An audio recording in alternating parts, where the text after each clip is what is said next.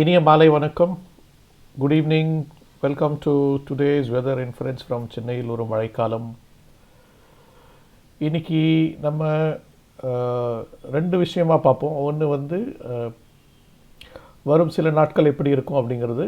ரெண்டாவது வந்து இந்த ஜனவரி கடைசி ஃபெப்ரவரியில் ஏதாவது பெருத்த மழை நிகழ்வு இருக்குமா அப்படிங்கிற ஒரு பெரிய கேள்வி குறிப்பு நிறைய விவசாயிகள்கிட்ட இருக்குது. இது ரெண்டுமே நம்ம ட்ரை பண்ணி ஒரு விடை கொடுக்க முடியுமா அப்படிங்கிறத நம்ம பார்ப்போம்.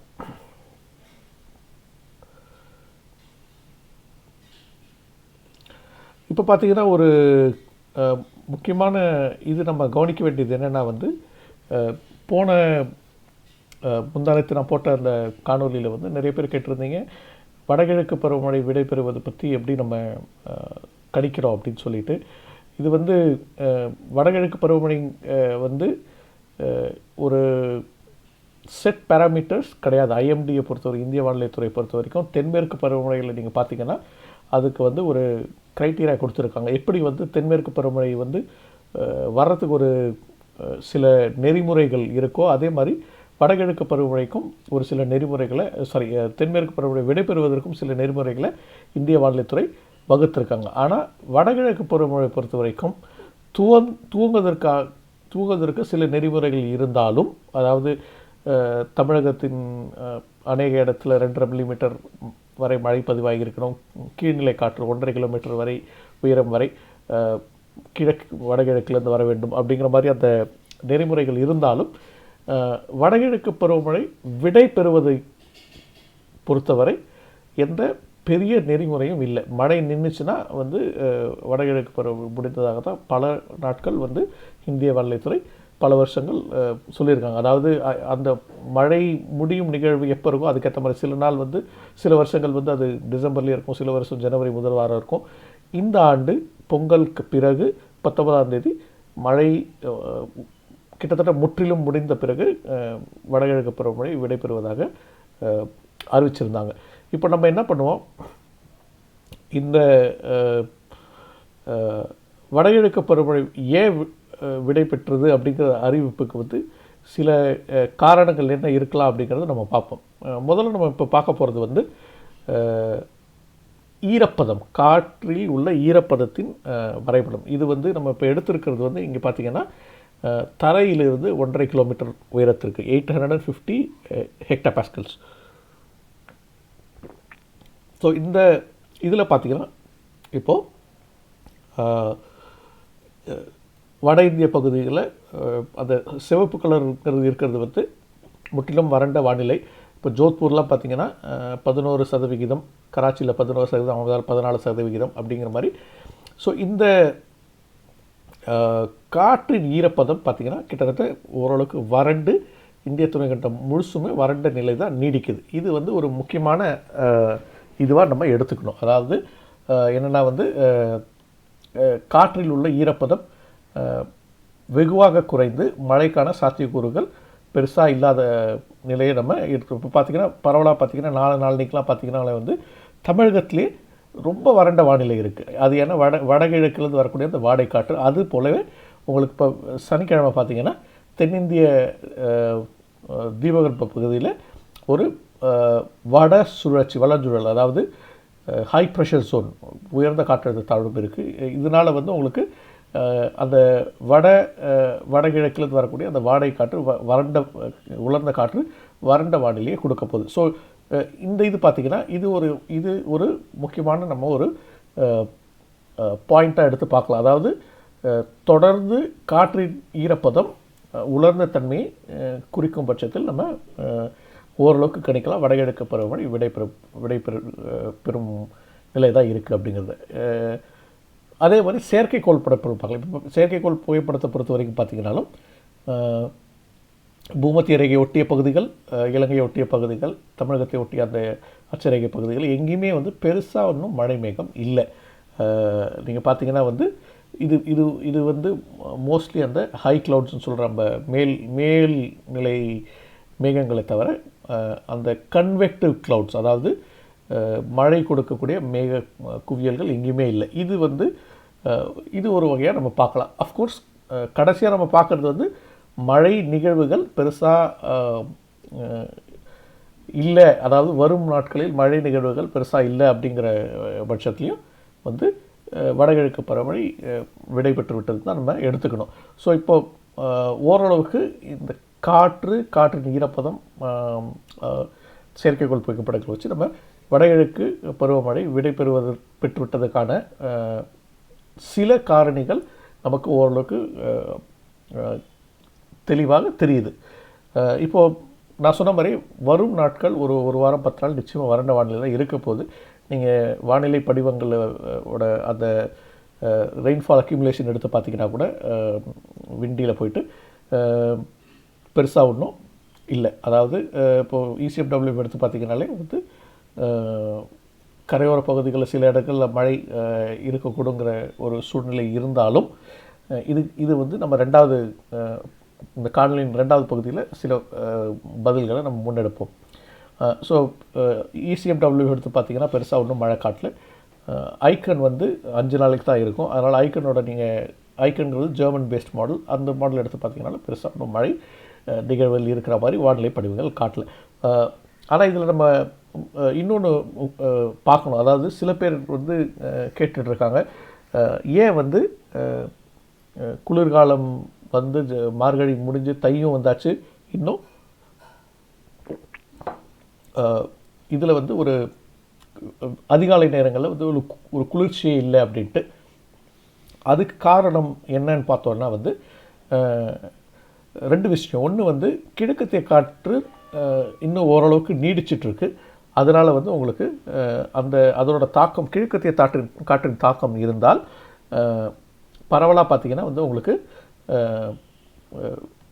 வானிலையில் அந்த குளிர்ந்த தன்மை வராது. குளிர்ந்த தன்மை எப்போ வரும்னா வந்து உலர்ந்த வானிலை வறண்ட காற்றை வீசும்போது தான் வந்து அந்த அதிகாலை நேரங்களில் வெப்பம் குறையும், ரொம்ப குறையும், தட்பவெப்பம் ரொம்ப குறையும்.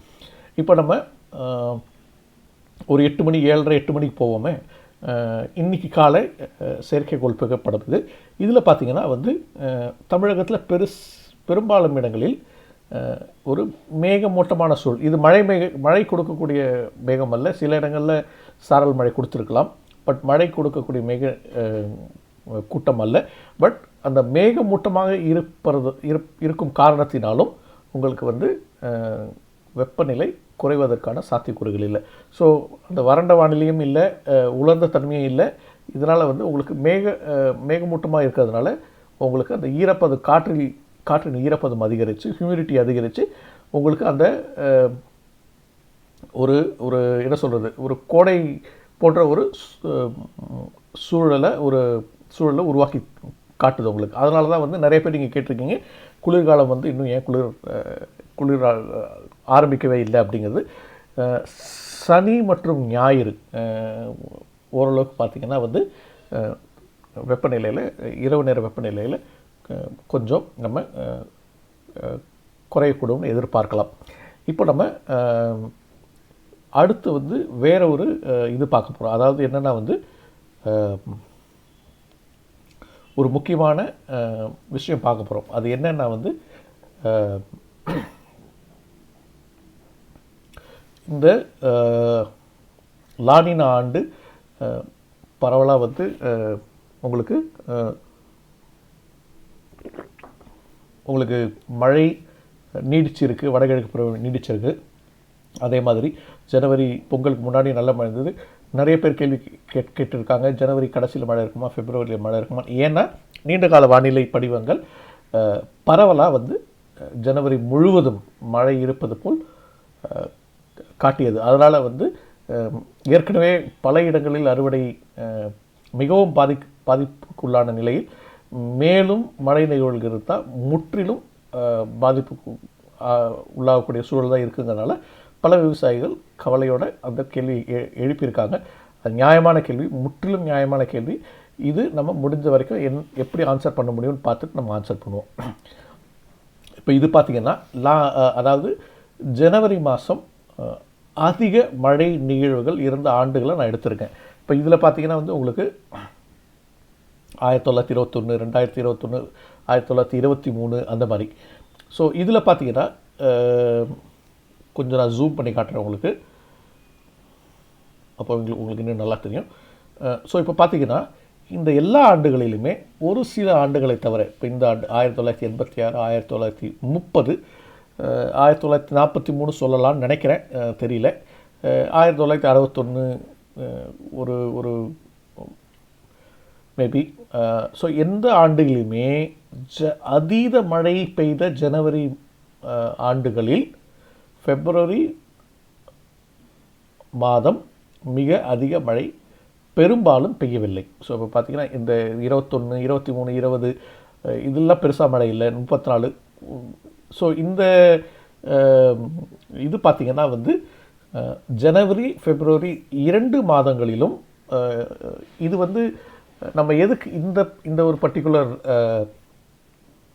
கோணத்தில் நம்ம பார்க்குறோம் அப்படின்னா வந்து இது வந்து ஒரு கிளைமேட்டாலஜின்னு சொல்கிற மாதிரி கடந்த நிகழ்வுகளை வச்சு ஒரு சாத்தியக்கூறு எப்படி இருக்குங்கிற பார்க்குற ஒரு பாணி தான். அதாவது ஒரு ஒரு கேள்விக்கு வெவ்வேறு விதமாக நம் பதில் கண்டுபிடிக்கலாம். இது வந்து ஒரு விதமான தேடல், அதாவது பழைய நிகழ்வுகளை வச்சு இருக்கக்கூடிய சாத்தியக்கூறுகளை நம்ம பதில் கண்டுபிடிக்க முயற்சி செய்கிறோம். அந்த பாணியில் இந்த கேள்விக்கு பதில் நம்ம கண்டுபிடிக்க போகிறோம். அதாவது ஜனவரி அதிகமாக மழை பெஞ்ச ஆண்டுகளில் பெரும்பாலும் பிப்ரவரியில் அதீத மழை வரவில்லை. ஸோ அது வந்து ஒரு நல்ல விஷயம்.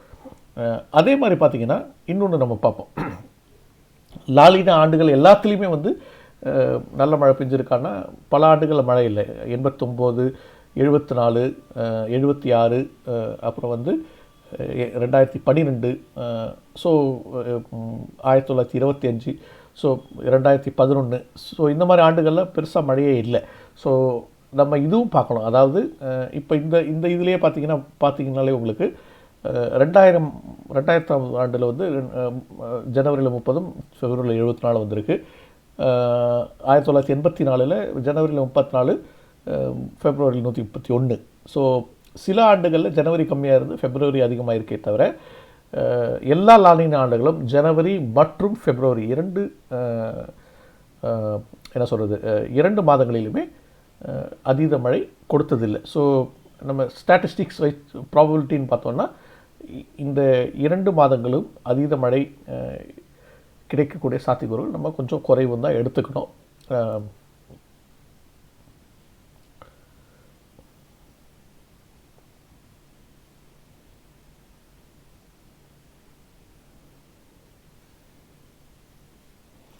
அடுத்து வந்து நம்ம இன்னொன்று பார்ப்போம். அதாவது இப்போ இது வந்து நீண்டகால வானிலை படிவங்களோட ஒரு வரைபடம், ECMWFங்கிற ஒரு மாடலில். இது வந்து நான் 28ஆம் தேதி இந்த பர்டிகுலர் வானிலை படிவம் எப்படின்னா 46 நாள் முன்னாடி வரைக்கும் நமக்கு சொல்லும் எந்த மாதிரி மழை நிகழ்வு இருக்குது, எந்த மாதிரி வெப்பநிலை இருக்கும், தட்பவெப்பம் எல்லாமே. ஸோ இந்த வானிலை படிவத்தின் கூற்றின்படி இது ஒரு வாரத்துக்கு 2 முறை நமக்கு கிடைக்கும். இப்போ இப்போ ECMWFோட ரெகுலர் நீங்கள் பார்த்தீங்கன்னா ஒரு நாளைக்கு 4 முறை அது செலுத்தப்படுகிறது. 4 முறை நமக்கு வானிலை வரைபடங்களை கொடுக்குது அந்த ஃபோர்காஸ்ட்.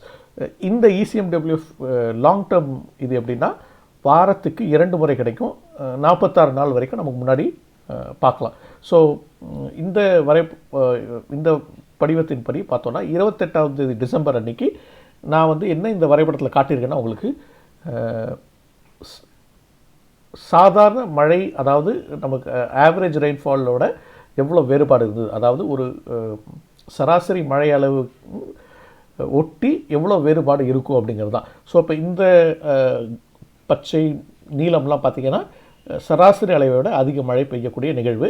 இந்த சிவப்பு ப்ரௌன் அதெல்லாம் போனீங்கன்னா சராசரி விட குறைந்த மழை பெய்யக்கூடிய நிகழ்வு தான் இந்த வரைபடத்தின் கூற்று.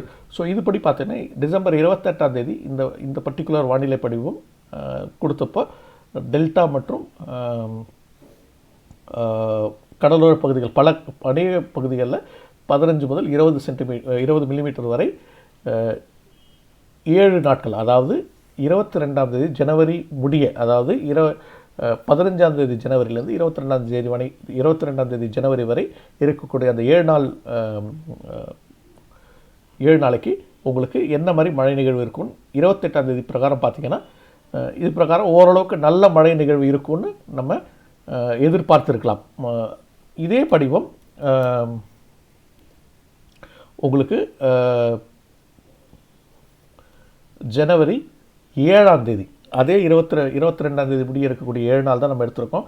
அதே சராசரி விட வேறுபாடு எவ்வளோ இருக்குங்கிறத நம்ம எடுத்து பார்த்துக்கணும். ஸோ 7ஆம் தேதி அன்னைக்கு வெளிவந்த இந்த இது வந்து உங்களுக்கு மழை முற்றிலும் சராசரி ஒட்டி இருக்கக்கூடிய நிலையை தான் காட்டுச்சு. ஸோ இது வந்து நம்ம பார்த்தோன்னா வந்து ஏன் இந்த மாதிரி ஒரு மிக அதிக வேறுபாடுடைய ஒரு சூழல் நிலவிச்சுன்னா வந்து இப்போது நம்ம அந்த ஆங்கிலத்தில் கஸ்பு அப்படின்னு சொல்கிறோம். அதாவது ஒரு 2 வெவ்வேறு நிகழ்வுக்கு இடைப்பட்ட ஒரு பகுதியில் இருக்கும் நம்ம. அதாவது பொங்கலுக்கு முன்னாடி வரைக்கும் மழை நிகழ்வுகள் தொடர்ந்துச்சு நம்மளுக்கு. இப்போ வந்து வறண்ட வானிலை நீடிக்க போகுது. ஸோ இந்த 2 வெவ்வேறு வானிலை நிகழ்வுகளுக்கு இடைப்பட்ட ஒரு பகுதிக்கு நம்ம இருக்கும். அதாவது அந்த டிரான்சிஷன் டைம். ஸோ இந்த டிரான்சிஷன் டைமில் சில சமயங்களில் வானிலை படிவங்களில் கூற்று தவறாக போகக்கூடிய வாய்ப்பு இருக்குது. இப்போ நான் ஒரு 2 நாளைக்கு முன்னாடி கூட நம்ம பார்த்தோம், டெல்டா கரை பகுதிகளில் நாகப்பட்டினம் போன்ற நகரங்களில் வந்து கிட்டத்தட்ட 5-6 சென்டிமீட்டர் வரைக்கும் மழை பெய்யும் அப்படின்ட்டு ECMW சொல்லிச்சு. பட் 5 மில்லிமீட்டர் கூட பெய்யல அன்றைக்கி. ஸோ இந்த சமயங்களில் நம்ம வந்து வானிலை படிவங்களில் ஃபேஸ் வேல்யூன்னு நம்ம ஆங்கிலத்தில் சொல்கிற பார்த்தீங்களா, அது உள்ளபடி நம்ம எடுத்துக்கிறது என்னை பொறுத்த வரைக்கும் தவறான ஒரு விஷயம். அதனால் வந்து கொஞ்சம் கூர்ந்து கவனித்து தான் எடுத்துக்கணும். அதனால் இதே மாதிரி உங்களுக்கு வரும் நாட்களிலும் இந்த மாதிரி உங்களுக்கு ஒரு இது இருக்கும் அப்படின்னு நீங்கள் எதிர்பார்க்கலாம்.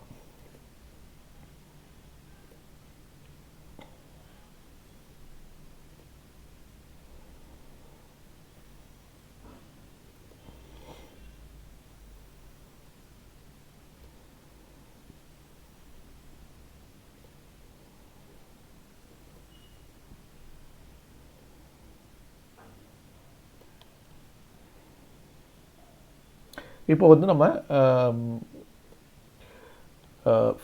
ஜனவரி கடைசிக்கு போவோம். இது வந்து 24 மணி நேரத்திற்கான ஒரு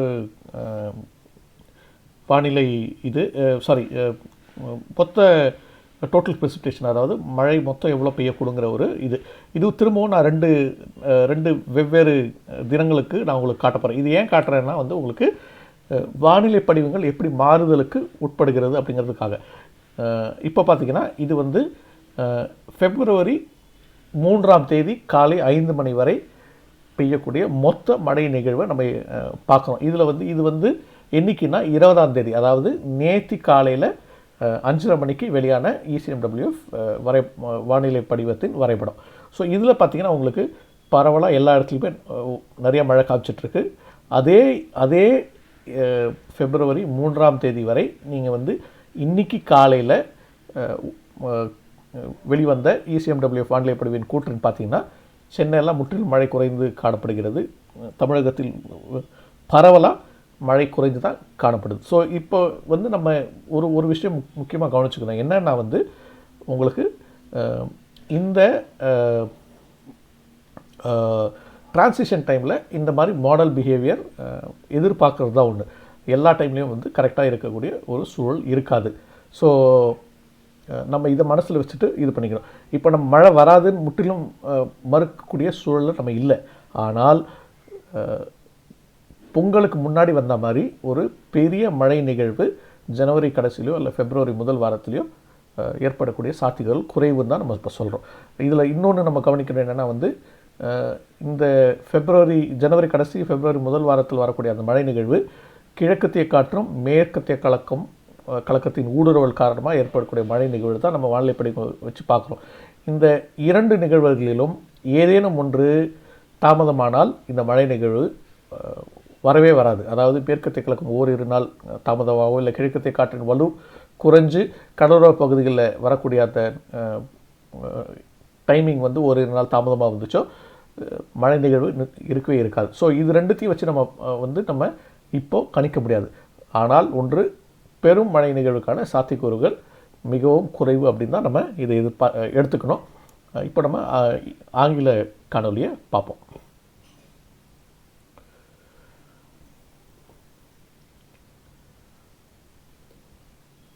Welcome once again to today's weather reference from Chennai Maraikalam. It's been a long one in Tamil, so I'll try to see how much I could capture it in English. As part of the feedback from the last video, a fair bit of people had asked about how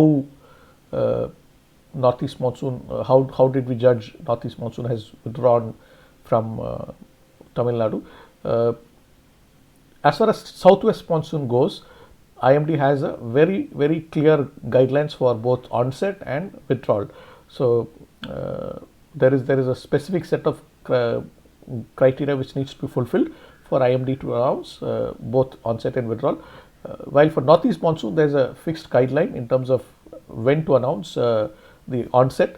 As far as withdrawal goes, mostly it is the cessation of rains which decides the withdrawal. So whenever the rains stop, more often IMD has announced the withdrawal of northeast monsoon.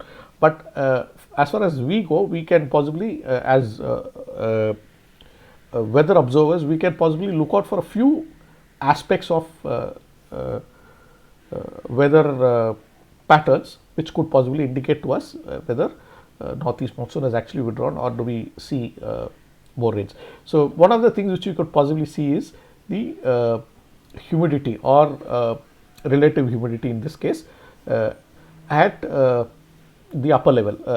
The chart which I am showing to you is at 1.5 kilometers level, 850 HPA as it's called. If you see North India, West India, most of it is dry, while there is a little bit of moisture available in peninsular India. But as we go later to the later stages, even peninsular India is fairly dry. You can see the red color spreading all across peninsular India.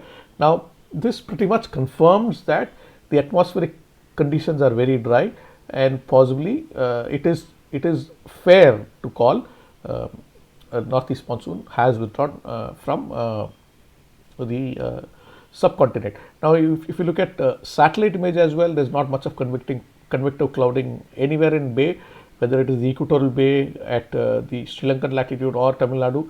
You see high clouds, but there is not much of convective clouding anywhere.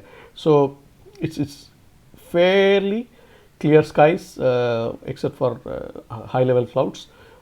So there is another confirmation that the overall atmospheric conditions are fairly dry to confirm northeast monsoon has withdrawn. Now there is another question which a few raised as to why if winter has set in, we are in middle of January, but the temperatures have not dropped, it's still warm. You'll have to look at how the easterlies have behaved for this. Last couple of days we've seen easterlies come in. Now this is basically the satellite image as of today morning. Now if you see, there's a fair bit of clouding over Tamil Nadu.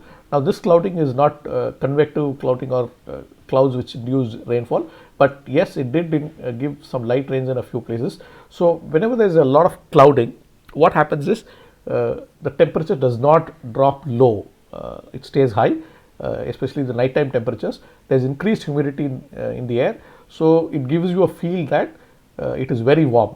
It is indeed warm, no doubts about it. So as you see, the increased cloudiness in the skies because of the easterlies has meant that nighttime temperatures have not dropped like how winters should be. But Saturday, Sunday, we are likely to see very clear skies, and especially interior areas of Tamil Nadu are likely to see a couple of degrees lower than normal temperatures during the night time.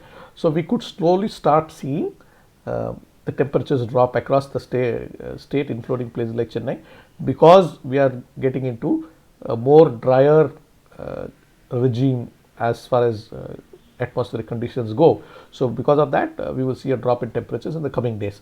Now, there is one other thing which a lot of people have asked me in terms of, especially from the farming community, in terms of the possible rains for January and February. Now, while we have to look at model data, etc., to understand the possibility of rains, there is one other way also we could possibly look into the probability of rains based on climatology. When we say climatology, it is basically a factor of how past instances happened. Now, what I have tried to do here is to put out all the years where heavy rains have happened during the month of January. Now, if you look at it, like 1920, 2021, 1923, 1920, none of these years saw a very active February. The rains during February were very low, except for a couple of years, 1943, 1986, maybe 47, 1930, or say 1906 to some extent. Let's keep in mind 13 mm is the average for February. So if you look at it that way, 1, 2, 3, only 3 years out of 20 years have actually seen February cross the average for the month. So we can sort of assume to a large extent that a very